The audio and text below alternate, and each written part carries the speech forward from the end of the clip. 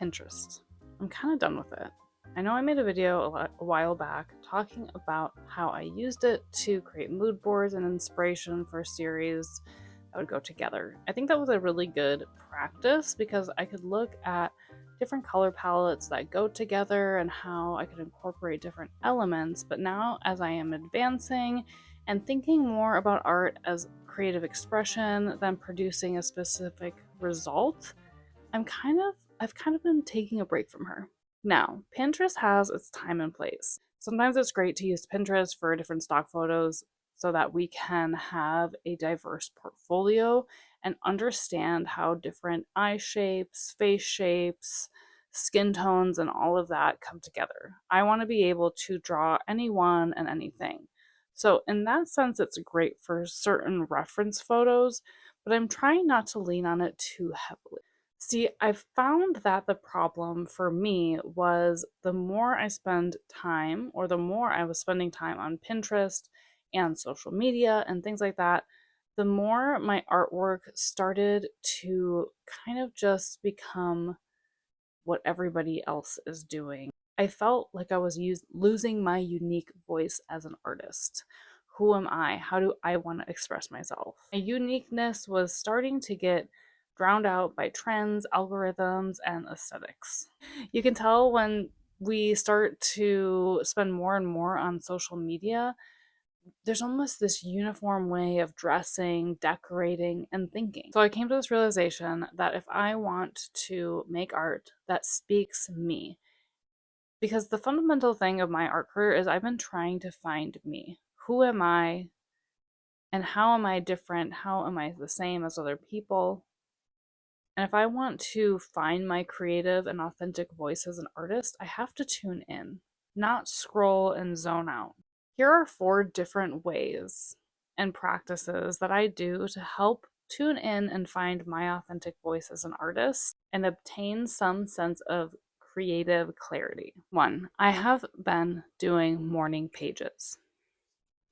This is one of the first practices recommended in The Artist's Way.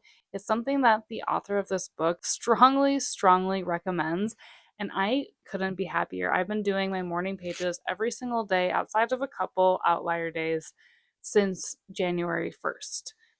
And the one thing it really helps me do is tune into the present moment.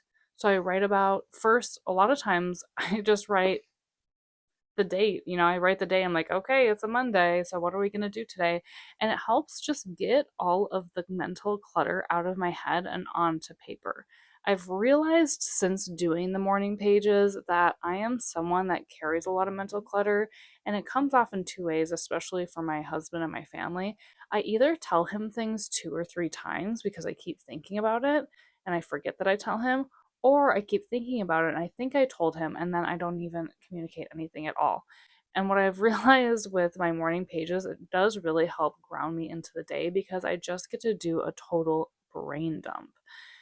And it also forces me to write and keep writing. I've actually found that I'm finding better and more interesting things that I want to talk about here. And then I just kind of get into this flow state where I'm writing my scripts and my ideas and just journaling out my different thoughts and feelings. The next thing I intentionally do throughout my day is I find ways to stay present and in the moment. So, like I was saying before, I can be really in my head. I can be thinking about my grocery list and what I need to do next and who I need to pick up or where do I need to bring my kids. And so, there's just a lot of chatter and checklists in my head all the time.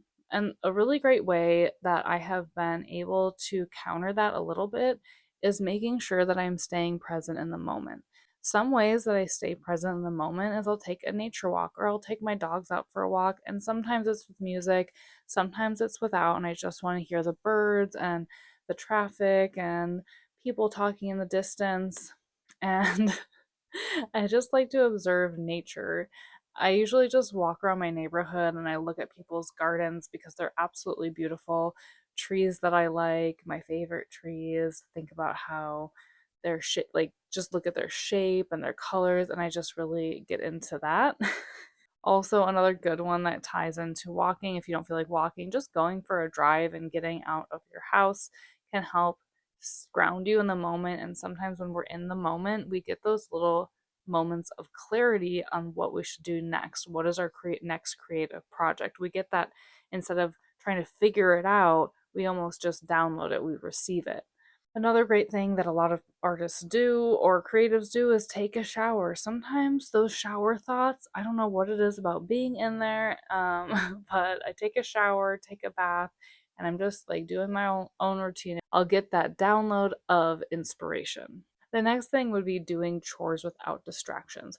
So I realize in today's age, we always have our phones, and it's really easy to just put our phones up and watch stuff or scroll or listen to a podcast or listen to a YouTube video.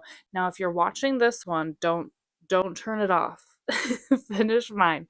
But it's just something to maybe start to be more mindful of. Is how much time are we spending with other people's thoughts and feelings in our ears while we're doing things. So sometimes I like to intentionally just fold the laundry in peace and quiet and just focus on being in the present moment, or when I'm making dinner, just being very present in that moment. I don't do it all the time. Sometimes I want to call someone and talk to them.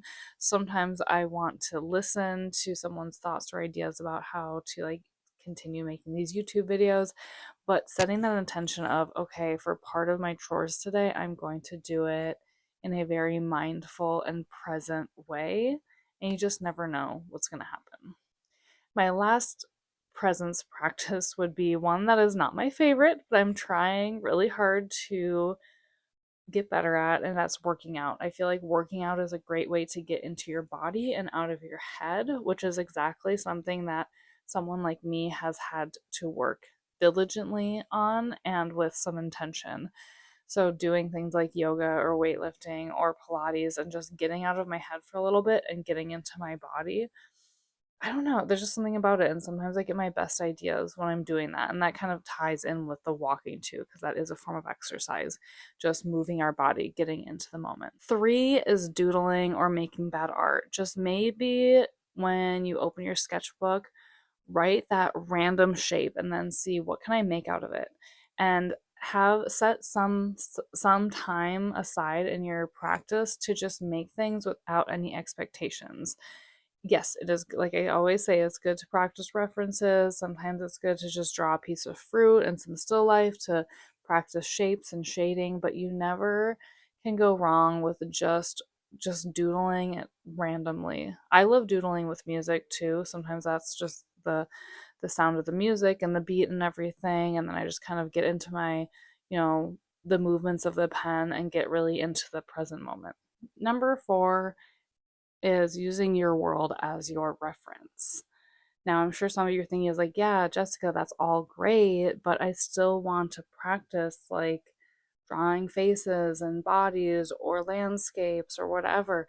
Yeah, go out and take those pictures. Take the initiative to create your own reference photos and bring your world to life so people can just get a glimpse of what you have to offer. What are you living? Your art will become more alive when you create art from your life. So sometimes if I'm not sure what I want to draw and I want to draw and practice drawing something specific, I'll just start scrolling through my own camera roll and I'll pick something from my actual life to draw. Lately, I've been intentional about actually creating some pictures for future references of me. I think this has been a really interesting way to build my own confidence and use myself as a reference. I actually did a whole video about it, and I can link it into the description below about how I have been healing my own self image through drawing self portraits. But I've been doing more and more of that, and it has really helped with my confidence and my ability to love myself on a deeper level and just enjoy my imperfections. Because I've realized that imperfect things make the world more beautiful. Anyways, I go into the whole thing in that other video, so you can definitely go check it out. If you're feeling stuck in your creative practices, I hope that some of these things will help bring you back home to yourself. It is not about trends or algorithms. And the more we can play and be playful and fun and more in a childlike state with our art, the more real our art becomes. We tap into a deeper level of understanding and creativity and creative expression. And I feel like that is creative clarity. My name's Jessica. Thanks for watching. Don't forget to subscribe. I'll see you guys in the next video.